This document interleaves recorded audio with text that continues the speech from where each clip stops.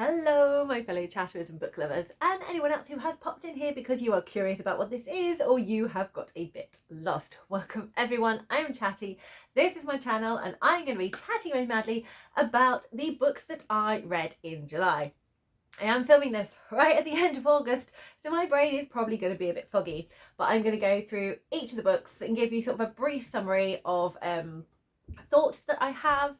If you want a better synopsis, please do go into the description box, and there will be a link to Storygraph where you can find out other people's reviews and any trigger warnings that you might need for these books. And I will tell you if I am going to go into a spoiler. I will give you plenty of warning. I don't know, because I have not decided what I'm going to say. It's all completely one shot, no editing. We're going to take it as it comes. So grab yourself a drink if you want to, and join me to chat about some books. So I did just need to use the power of pause there because I had not grabbed my little tiny teacup.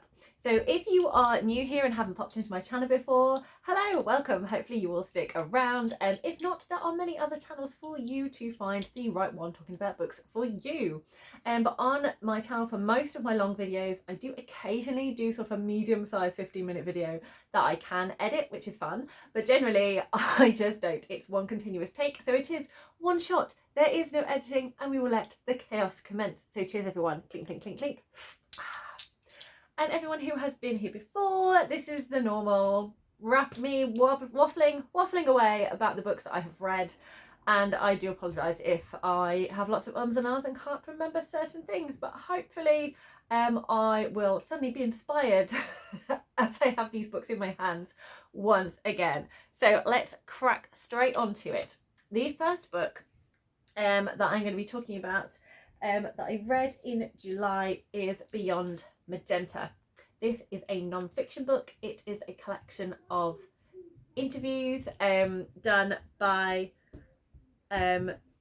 Susan Cookling.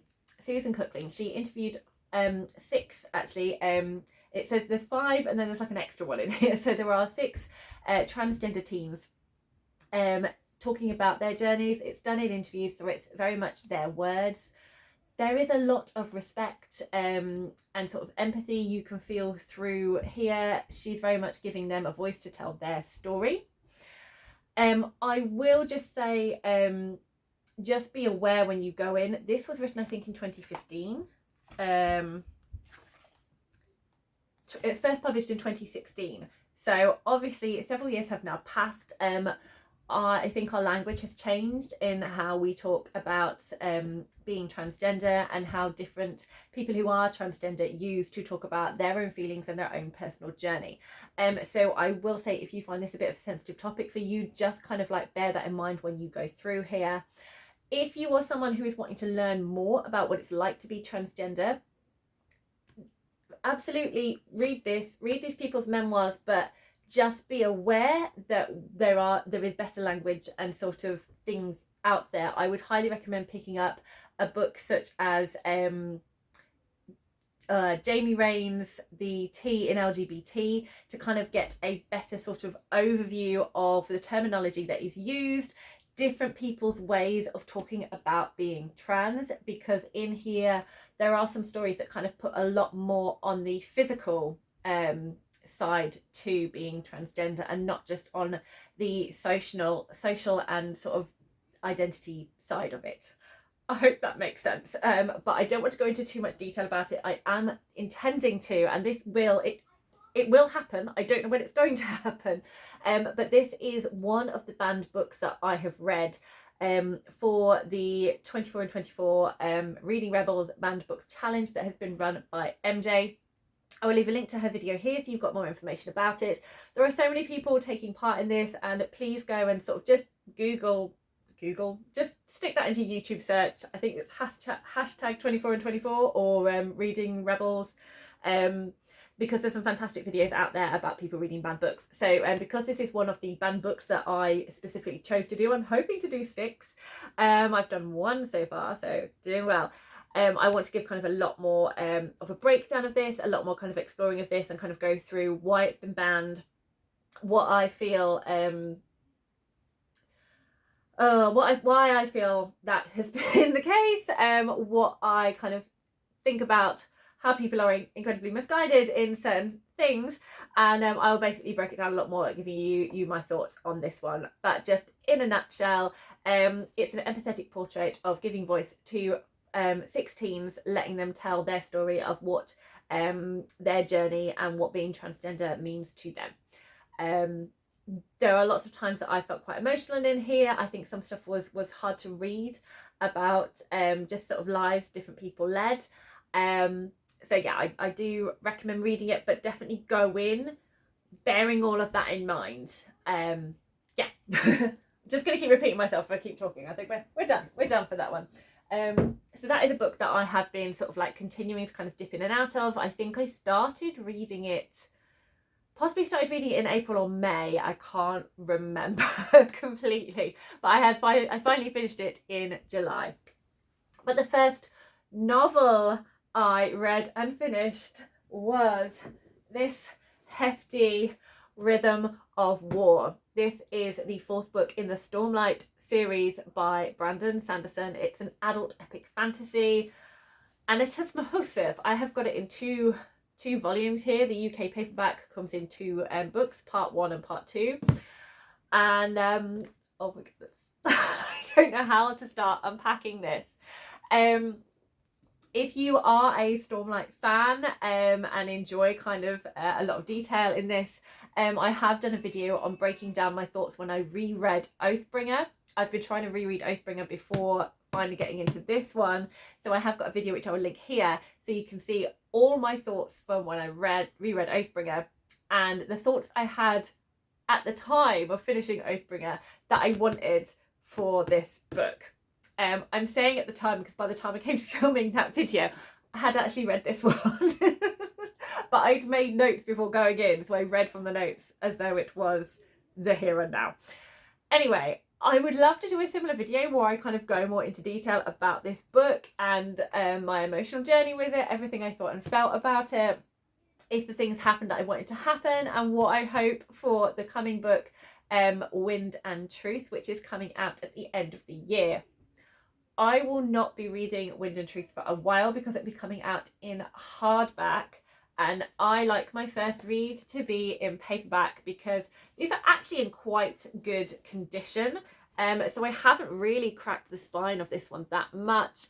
The corners are only ever so slightly sort of bent up. I have actually been quite, it hasn't been completely destroyed, which is nice.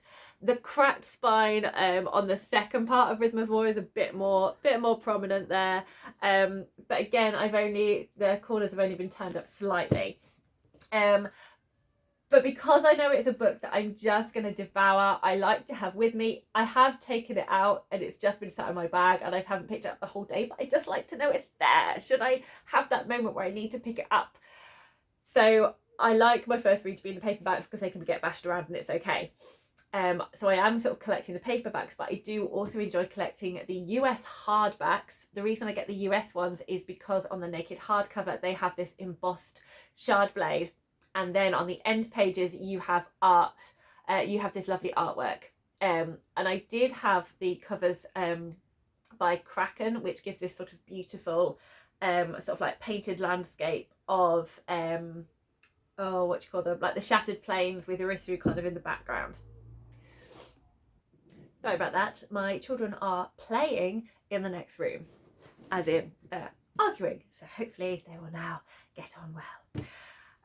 So yeah, I do have those lovely covers by Kraken. I haven't seen whether or not that company is still going and if they are going to produce a cover for Wind and Truth. I don't know. My fingers are crossed. My fingers are crossed. But either way, I hope to get the US hardback. But that will be for my reread. I do my rereads in the pretty books and enjoy reading from a nice, happy hardback. Yes. Anyway, that's my little emotional book collector's journey. Back to my actual thoughts on the books. So I do hope to do a video, but at the moment I feel that concept of me doing a Rhythm of War video is slipping further and further away. And also I don't know how many thoughts I have anymore. I read this, it's just right at the beginning of July that I read it. and it kind of consumed me, and I had so much to say and had so many thoughts about it, and I couldn't wait to just like blurting it all out. But there's so much that goes on in here. It's now become a bit mangled in my brain. It's not as fresh, and I didn't make notes. So I don't know if that video is actually going to be worth it. I might save it to when I reread Rhythm of War before starting on Wind and Truth. I think that is probably a better plan. Anyway, what do I actually think of Rhythm of War? So without giving anything away for this whole series, I loved it. I think that may have been guessed before I go into it. But what I really loved about this book was the character arcs that it took us on. The continuous opening up of this world, finding out new things. We found out more about their sort of capital city, Urithiru, and the different magic systems that are involved in there. We found out, so I'm just going to prop these books up because they're too heavy to hold, so I'm just going to see if I can just prop them up here. There you go, so it's a bit clearer that I'm talking about this one. Don't start leaping off the shelf. Amazing, thank you. So yeah, so you get a little bit more expansion of the magic system and how different things work. It gets a bit sciencey, which I know when I was talking to my brother, he was like, I am not sure I can manage this. It's getting very deep and I don't understand what's going on. I don't understand what's going on, but I'm just like, great, okay, so you say stuff and these things happen, lovely. We'll move on. I will just skim the magic science part because I don't need to know the intricate workings. I will just trust that you say it does this and I will believe you. Fictional characters. Thank you so much. But I really enjoyed that we are getting to see kind of both sides of this war. It's not as straightforward as you feel it was originally. I really enjoy it when you have sympathies with certain characters on different parts of the conflict. I think it gives it an extra layer of tension and it makes it very realistic as well.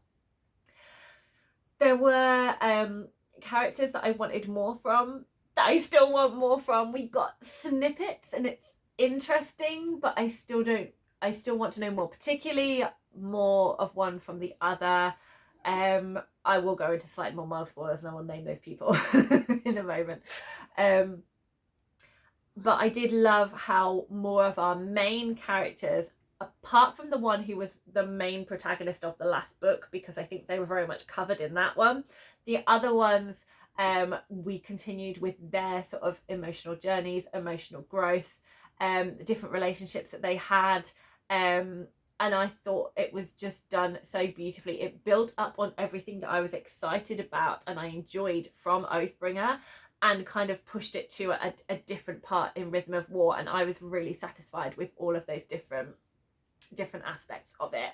We get more information on the Spren, which was so much fun. It does include illustrations, which I really loved. I still have my versions of those Spren in my head of how they kind of were before, but I did appreciate seeing and getting more of an idea of other things. We got to hear about other types of magic, again not as in depth as I originally wanted, but we did get to hear them a bit more, and we got to hear more of the different characters. If you can hear shouting, that is my children obviously having another disagreement, but it's still at the ignoring level instead of I need to go and intervene level. Fingers crossed. Bridge 4. More Bridge 4 characters. We got to kind of follow them and their journeys a bit more. We kind of touched on it in Oathbringer, and those characters are kind of pulled out to the next level of their story. Some, not all of them, but the ones we did get to see, I was really pleased, and it really kind of brought them a lot more forward. And it's made me very excited for the next one, and also played havoc with my emotions a lot. We are also kind of seeing a bit more of sort of like the hands of bigger players in here and what it means, almost not quite at the level of an overall Cosmere, but there felt more things that later might kind of lead on to a deeper Cosmere thing. I'm being so vague, but you started to understand there was more kind of payoff. There was more things I didn't see coming. There was more things that I want, things that I'm hoping for, and I don't know where it's all going to go, quite frankly. And I think certain things are being set up to see that we might be characters that we didn't see as much of. I think we're going to see more of in the next one. I think they had a bit of a backseat in this book, and in the next book their stories are kind of be moving to where I think they will be going, and we're starting to get hints of this. But it's all going down. It's all happening. It's going to come to a head. It's going to come to a head.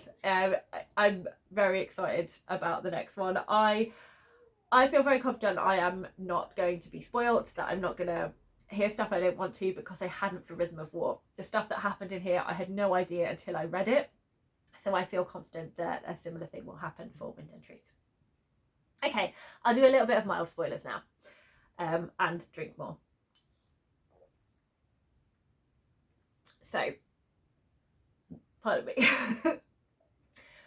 In the characters that I wanted more from in Oathbringer, that I was hoping we might get a little bit more from in Rhythm of War that we didn't, was Jasnah and Renarin.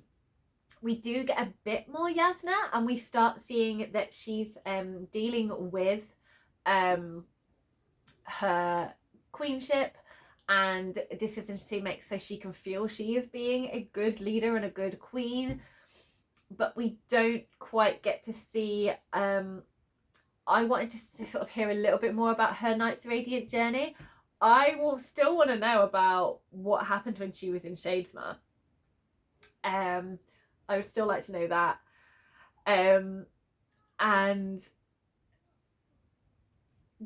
So I'm not kind of sure where it's all kind of going to go in terms of her and her story, but we got to kind of see glimpses of her in a kind of different role. We've always seen her in a scholar role, and this time we really saw her in a leadership role, both in terms of like her political strength, which was brutal and thrilling, and also in terms of her trying to show her physical strength in battle as well. Like, she wants to be able to have that idea of leadership, that you lead from the front, and if you're putting people in danger, you need to be able to kind of put yourself in that way as well.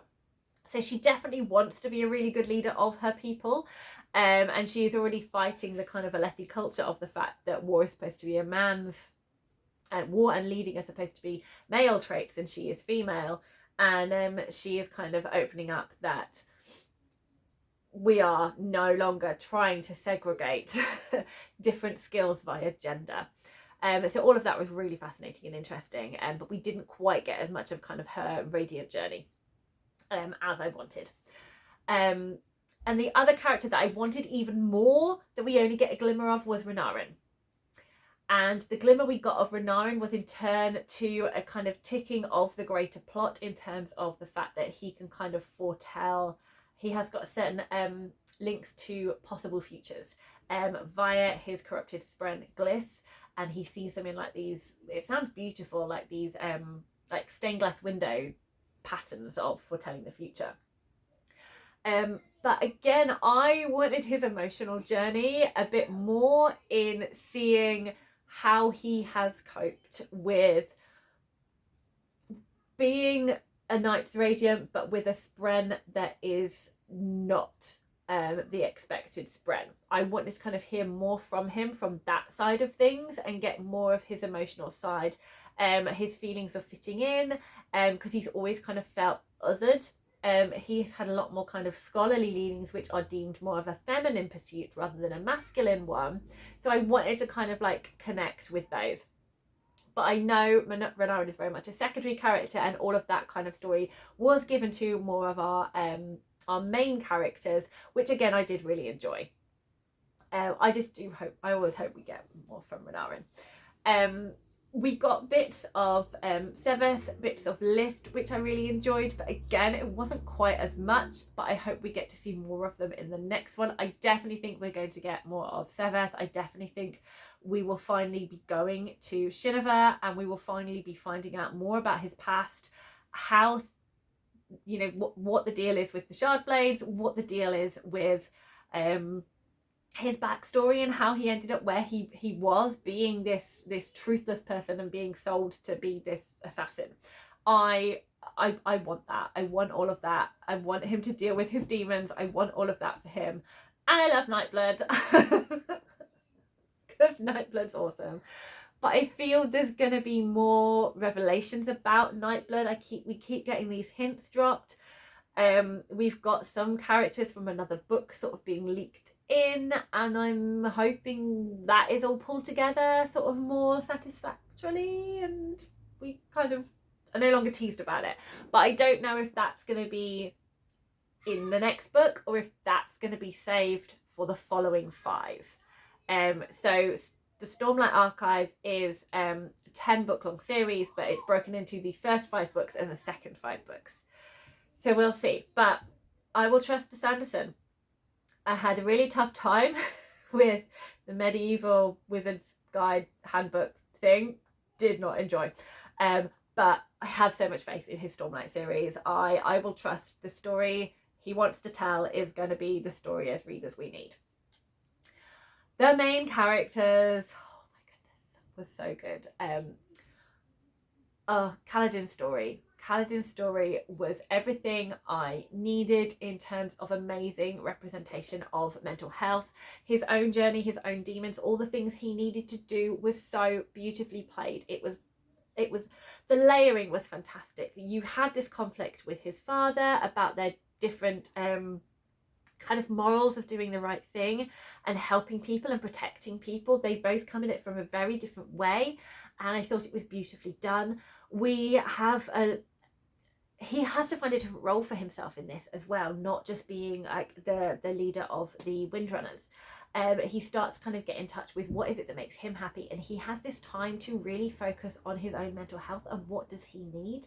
And we also see Syl being affected by this, how it affects their relationship, and Kaladin finally being able to see himself the way other people around him do, and giving himself a break, which was so important.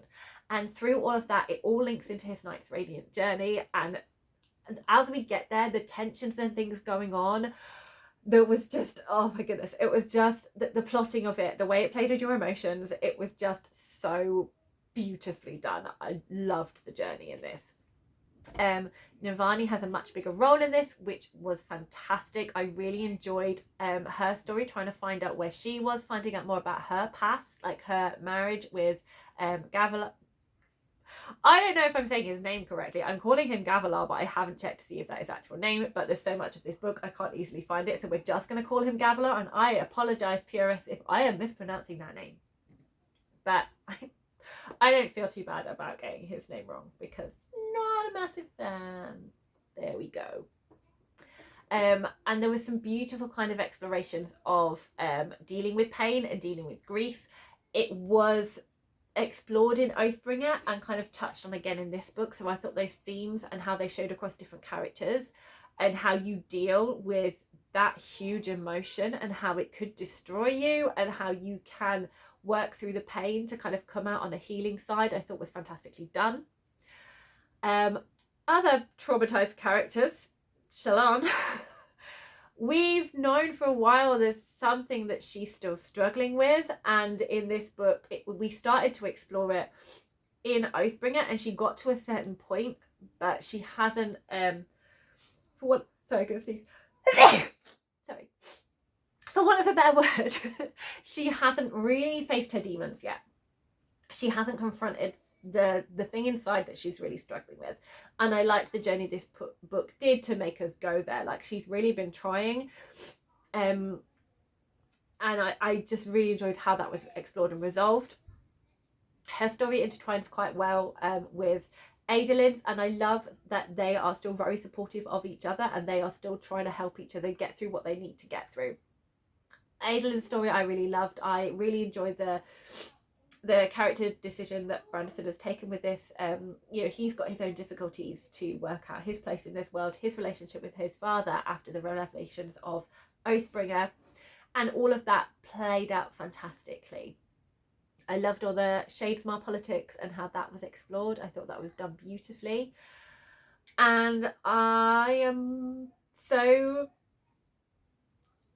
very much enjoying the overall big arching plot and where that took us. And all of those things that fell out of that was thrilling. And that is all I'm going to say.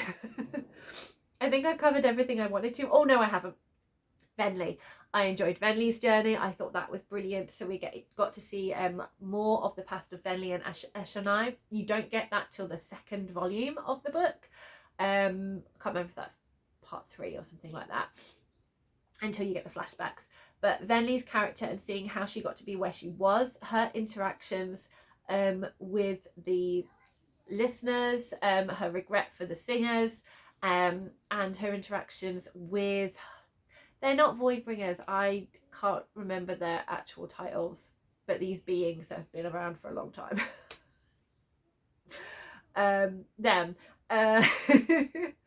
Oh, I've completely forgotten what they called them. There is a specific name for them. For want of a better word, I'm just calling them Voidbringers. I'm sorry, I know that's not correct again, purists, but we're going with speed here. So the different values the Voidbringers has, their different states of trauma and their mental health as well. Like, thinking about how this fight is just fresh and new for all of the humans, and how they're starting to try and they want to beat it once and for all. But the Voidbringers have been brought back every single recreance, just like the Heralds have, and just like we've seen the Heralds so become so mentally unbalanced by all of this trauma that they have gone through, like seriously centuries and centuries of this. And to see the Voidbringers in the same state, there's just they're only brought back for battle. It's just this constant battle, and they've just got to the point of exhaustion. And I just thought that was beautifully explored as well. And I have to talk about Relaine. I really love Relaine. The other singer character who is still alive in this book, and just how he has been managing, constantly feeling like an outsider, and understanding his empathy and ability to kind of like understand trying to have these friendships and trying to deal with feeling like being the last singer as well. Sorry, child related interruption. But yes, I really love Relaine's character, and I enjoyed that we did get more time with Relaine this time round. There was something I was kind of thought we might be getting towards and was hoping for, and it didn't quite work out that way, but I'm still very excited about his story and how it all goes. And I love this. I absolutely love this book. It made me cry at various different points. I was very much adopting book babies left, right and centre and gathering them all to me and wanting to hug them, but I really enjoyed the plotting. Okay, so I realised there's some stuff that I wanted to say that wasn't mild spoilery, that was kind of more overall vibes of the book. So I'm going to throw that in there now. Book vibes.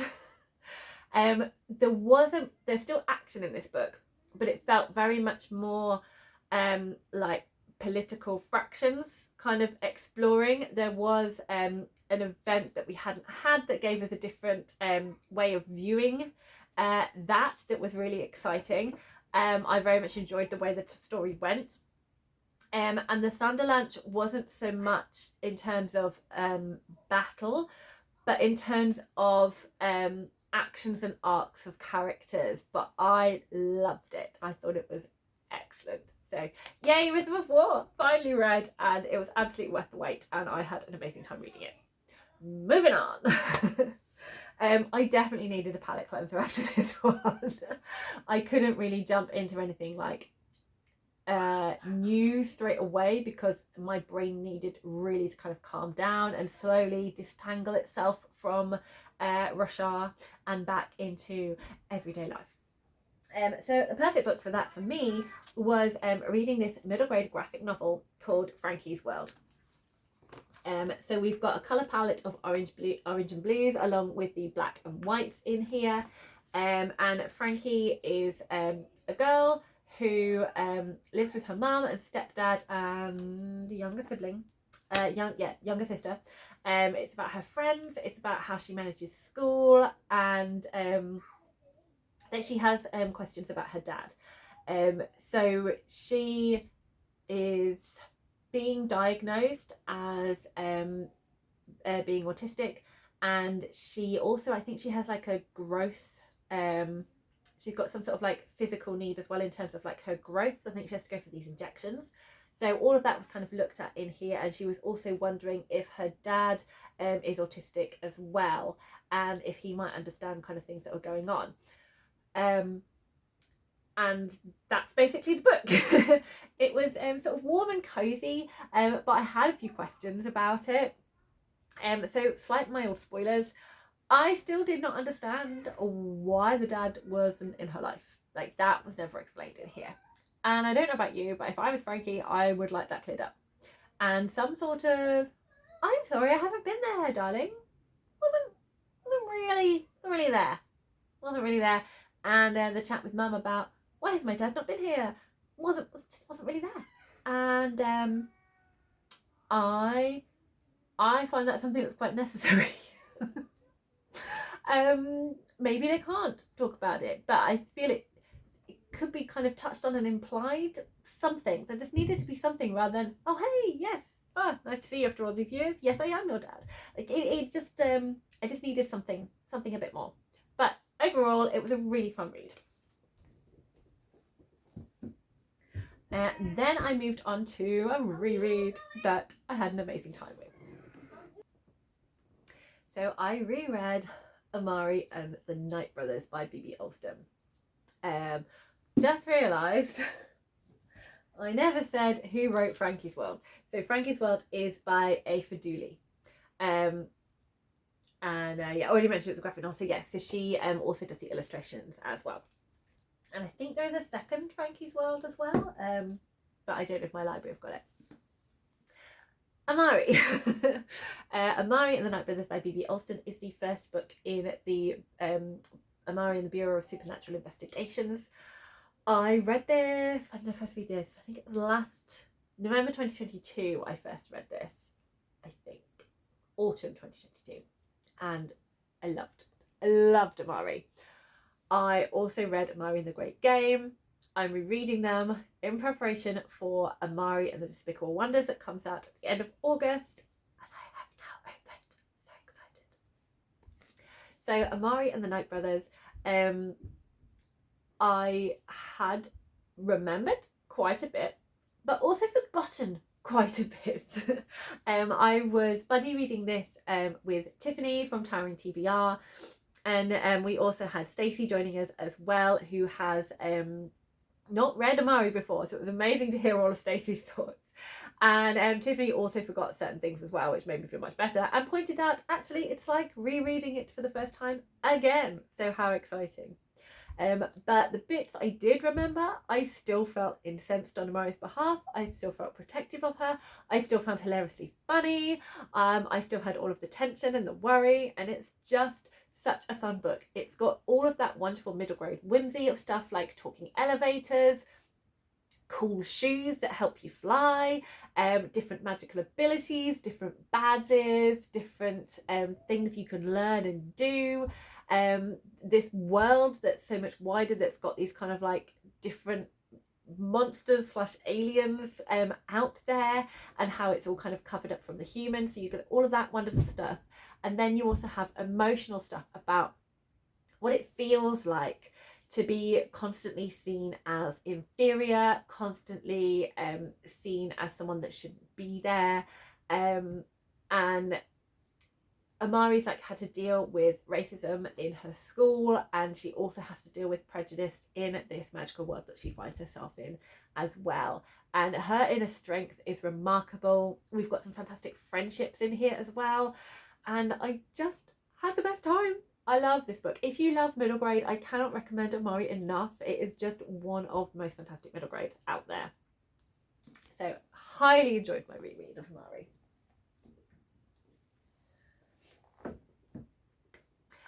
Another book I read, I think I'd read bits of it in June, and then I just picked it up in July, and again it was just another palette cleanser, and that was Gender Games by Juno Dawson.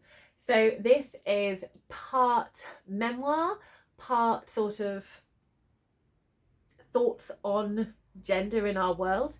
So the tagline is the problem with men and women from someone who's been both, or I think it's now like the problem with gender from someone who's been both, or something like that.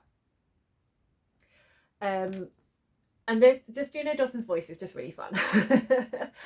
She just has this really funny sort of chatty overtone that can be quite scathing, which I enjoy, and I just really love the way she writes. There was a lot of openness in here about her journey in life, as well as kind of reflecting on why we feel like this, like the results of being in a gender binary patriarchal society, and how that makes us feel and react to and treat people who don't fit into that mold. So I thought this was a fantastic read. I really enjoyed it. It's a really fun memoir, and continuing with my love for Juno Dawson.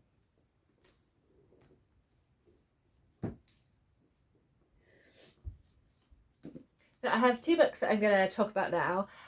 With my July TBR game, if you want to see it, I will put it here. I did myself a pile of possibilities. I had 4 books, and I then did a try chapter. I didn't film the try chapter because I may have already mentioned in other videos, I'm just trying to just get through the basics. I mean, we're about to enter September and I'm still trying to desperately get out my July wrap up. I've done my June, but it has definitely not been published. I may have done it this time. I have no idea when this is going out, but yeah, I've got a lot of stuff to kind of be popping out there. So try chapter was never on the cards, but I did do it by myself. The other books I did were Nkenga by Nadia Corafor and Pet by Akwaki Emeze, both of which had really intriguing first chapters. I'm really excited about them, but definitely by this point in the month, I just wanted something lighter and cozier. I didn't want to start going into a feeling of sort of like sci-fi dystopia heavy fantasy with high stakes, and both of those books felt very much that. I was like, I actually need to just rest my emotions a little bit, please. And I just found myself just wanting to stay in the worlds of Caroline in The Hurricane Child by Case and Calendar, and also with Samantha Washington in V.M. Burns' The Plot is Murder. So I started Hurricane Child first. That is the one that I felt called to me the most. It has its protagonist, Caroline, who definitely is one of my new book babies.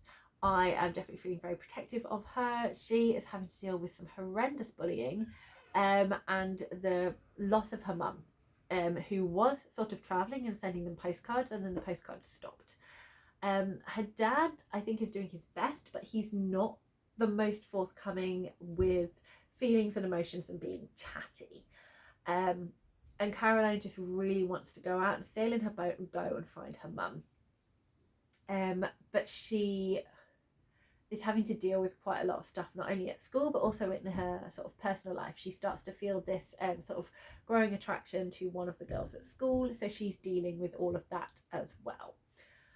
There was a lot in here that was, first of all, Case and Calendar's writing is beautiful. Like just the way it was written, how they draw you in to empathise with Caroline.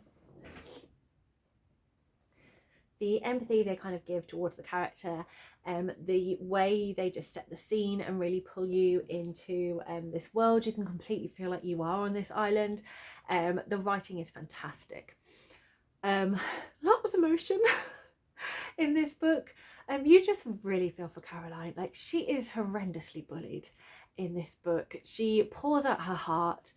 The need to have a friend is just so high, and to keep going and to keep trying to fight with her goal to find her mum and just not knowing what happened to her is just a lot. It's a lot. And I struggled with just something personal for me, similar level to Frankie's world. I needed more explanation. I needed Caroline to get an explanation. I needed the parents to parent better. I struggled with that.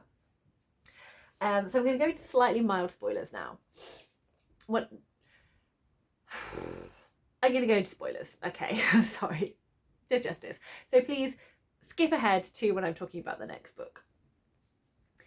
So what I struggled with in this is Caroline does actually end up finding her mum.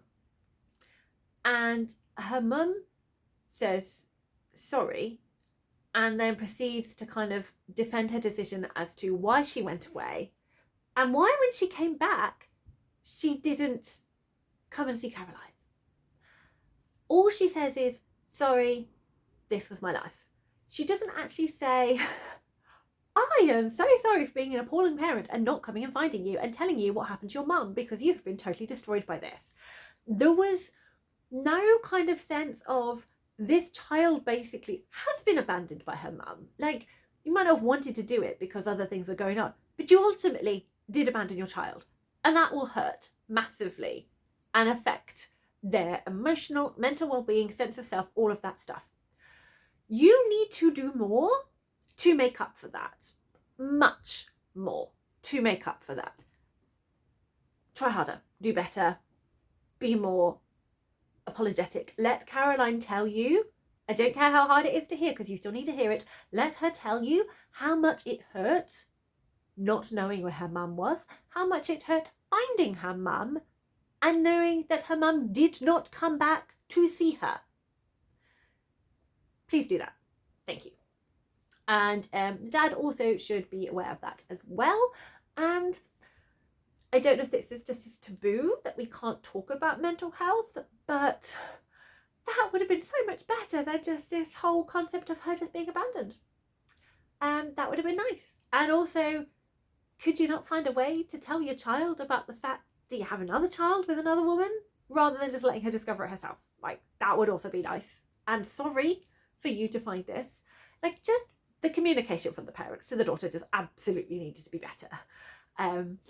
The friendship and the kind of awakening of realizing that you're a lesbian and you have romantic feelings towards one of the girls in your school was really beautifully done. There was prejudice that had to be overcome, and there was a bittersweetness to all of that.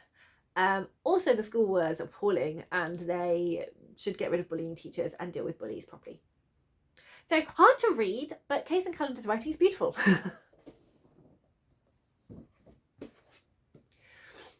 The plot is murder. This mystery by V.M. Burns was a really fun, cozy mystery. Not my favourite mystery I've ever read, but I did enjoy the fact that you have this... I love a kind of entrepreneurial story, opening a bookshop. I enjoyed all of that aspect of it as well. There was a lot of fun in here from the relationship between Samantha and her gran and her gran's friends. That was great fun. There was also a delight in the fact that Samantha is writing her own book as well, and so you've got this 1930s Agatha Christie-esque manor house as a murder that's happened there. So that was kind of fun seeing that play out too. So it was a lot of fun. I don't think I'm going to continue the series just because the books are not that easily accessible. And I've got so many books that I do want to get hold of that this is not really a priority. This is very much it was a fun time. I'm glad I read it, but it's not going to be something that I'm continually going to throw myself into. if I happen to be somewhere and see a book that's like maybe £1 or something, that's another one in the series, then I probably will pick it up and get it. But I'm not going to be kind of hunting for it. I definitely enjoyed it as reading something sort of out of my usual genre. But yeah, I'm just not gonna, it's not a series that I'm going to be making sure I make the way through. I think it can just be read as a standalone, and that's perfectly fine. It was really fun to do that, but I didn't fall in love with it. I enjoyed my time with it. I thought it was really well done, but I'm not a massive mystery reader, so it wasn't something that made me desperate for more. Finally, a series that I am progressing with is the middle grade Portal Fantasy Tilly and the Map of Stories, which is a third book in the Pages & Co series by Anna James. So, there was a lot of fallout from Tilly and the Lost Fairy Tales that was picked up in this book and started to be dealt with finally. I still struggle slightly with the climaxes of these books, in that they end and I just feel I need another chapter in between. Like, we have the end of the climax and then we have the cozy resolution, sitting down, having cups of tea, chatting about stuff, which is lovely, but I need something in between. I need a bit more of the dust settling on the climax and then the unraveling of what's just happened. And so what does this mean? Rather than us, like the children, being packed off to bed while the grown-ups sort out the ending and then we get told about it, I struggle with that. Other than that, really enjoy Tilly, really enjoy Oscar, really enjoyed the fantasy element of this. We went more beyond just going into stories. We kind of went more into this kind of the mystical side of this world, like deeper into the books and book magic, and that was so much fun. Interesting parenting choices in here as well, but we're just going to go with it. We got to explore lots of different things in here, both in the real world and in the book magical world as well. I enjoyed how the magic was explored.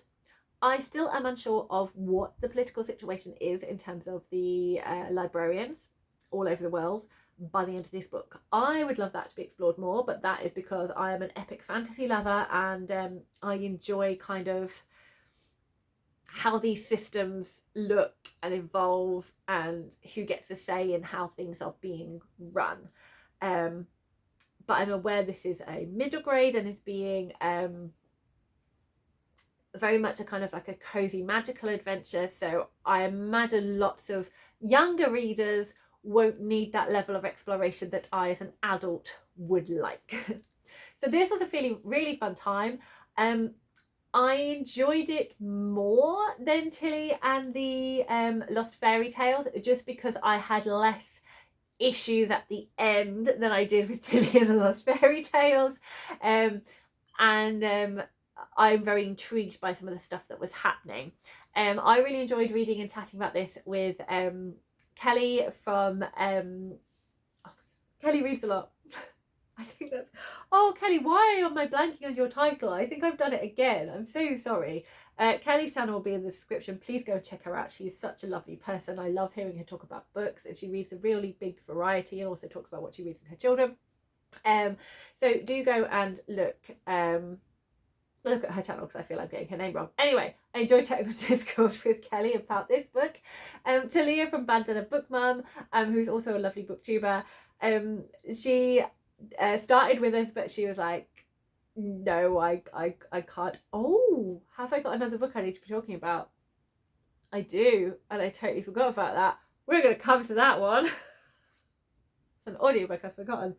Anyway, Tallia from Bandana Book Mum, she DNF'd. She just wasn't getting into the story that much. Kelli found it like a fun read to sort of listen to, but didn't love it as much as the fairy tales one. I did enjoy the appeal of the fairy tales when Tilly was going into them, and that was a lot of fun. I did also enjoy this. We have Shakespeare in this one, so that was fun. And there was another aspect of things that we had that was different that I really enjoyed. So we didn't quite get the the same kind of book wandering magic as we had sort of in the other ones, but it was in a different way, but I really enjoyed it. Right, that's nice and waffly. I had fun with Pages and Co.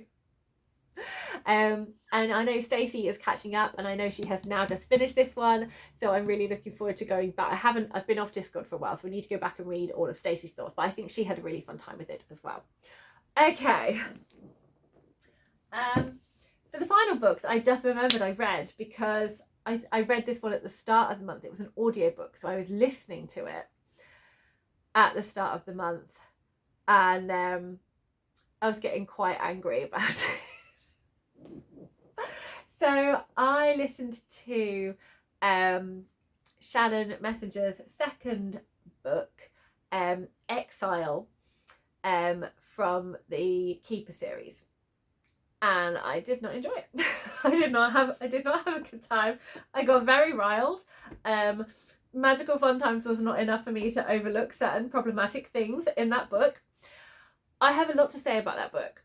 I am going to do a rant video about that book, because that will make me really happy and will provide me amazing therapy. And this is a very beloved and popular series, so I don't feel bad about giving you my very different opinions on this book, because there are so many people that love it and it's a highly popular series. So I'm going to go all in a very ranty video. So that's all I'm going to say on that book right now. I did not enjoy the way certain things were depicted in that book in terms of mental health.